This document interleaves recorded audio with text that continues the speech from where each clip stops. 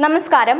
രാജ്യത്തെ WhatsApp ഉപഭോക്താക്കൾക്കെല്ലാം UPI സേവനം ലഭ്യമാക്കാൻ നാഷണൽ പേയ്മെന്റ്സ് കോർപ്പറേഷന്റെ അനുമതി.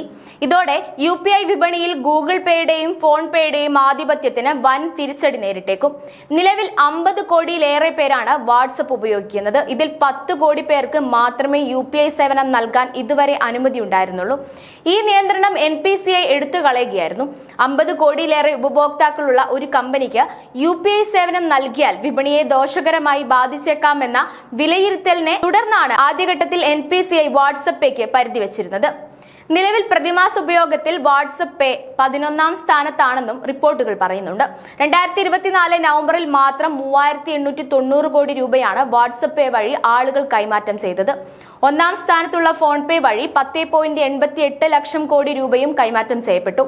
UPI വിപണിയിലെ 47.8% ഓഹരി നിലവിൽ ഫോൺ പേയും 37% ഓഹരി ഗൂഗിൾ പേയുമാണ് കൈയടക്കി വെച്ചിരുന്നത്. ഇതിനു പുറമെ നവി, ക്രെഡ്, ആമസോൺ പേ തുടങ്ങിയ UPI ഫിൻടെക് പ്ലാറ്റ്ഫോമുകളും നിരവധി പേർ ഉപയോഗിച്ചു വരുന്നുണ്ട്. നിലവിലുള്ള UPI മാർഗനിർദ്ദേശങ്ങളും ചട്ടങ്ങളും അനുസരിച്ചാവും വാട്സ്ആപ്പ് പേയും പ്രവർത്തിക്കുക. വാട്സ്ആപ്പ് ഇല്ലാത്തൊരു ഫോണിനെ കുറിച്ചും എന്തിന് ദൈനംദിന ജീവിതത്തെക്കുറിച്ചും ആലോചിക്കാൻ പറ്റുന്നില്ല. അത്രയധികം ജീവിതത്തിന്റെ ഭാഗമായി കഴിഞ്ഞിട്ടുണ്ട് ഇപ്പോൾ വാട്സ്ആപ്പ് എന്ന് പറഞ്ഞ ആപ്പ്.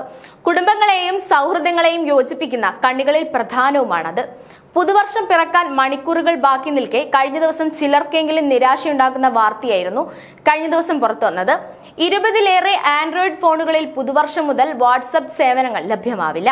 പഴയ ആൻഡ്രോയിഡ് വെർഷനുകളിലാകും ഈ പ്രശ്നം ഉണ്ടാവുക. അതായത് ആൻഡ്രോയിഡ് 4.4 അല്ലെങ്കിൽ കിറ്റ്കാറ്റിലും പഴയ സോഫ്റ്റ്വെയറുള്ള ഫോണുകളിലും സേവനം റദ്ദാക്കും. ഏറ്റവും പുതിയ സോഫ്റ്റ്വെയറും സവിശേഷതകളും ഈ ഫോണുകളിൽ ലഭ്യമല്ലാത്തതാണ് കാരണം. ജനുവരി 1 മുതൽ വാട്സ്ആപ്പ് പണിമുടക്കുന്ന ഫോണുകൾ ഏതൊക്കെയാണെന്ന് നോക്കാം.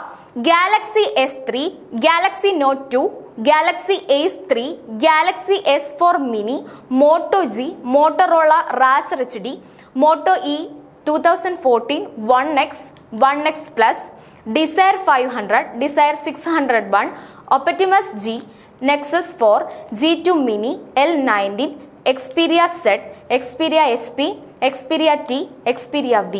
അതേസമയം ഏറ്റവും പുതിയ അപ്ഡേറ്റുകളുമായി കൂടുതൽ യൂസർ ഫ്രണ്ട്ലി ആവുകയാണ് വാട്സ്ആപ്പ്. ഡോക്യുമെന്റുകൾ സ്കാൻ ചെയ്യാനും എഡിറ്റ് ചെയ്യാനും അയക്കാനുമെല്ലാം ഇനി മുതൽ വാട്സ്ആപ്പിൽ സാധിക്കും എന്നാണ് അറിയാൻ കഴിഞ്ഞിരിക്കുന്നത്. നിലവിൽ വാട്സ്ആപ്പിന്റെ iOS അപ്ഡേറ്റ് 24.25.80 ഫീച്ചർ ലഭ്യമാണ്. ഇതോടെ സ്കാനിങ്ങിനായി തേർഡ് പാർട്ടി ആപ്പുകൾ ഉപയോഗിക്കേണ്ടി വരില്ലെന്നും മെറ്റ പറയുന്നുണ്ട്.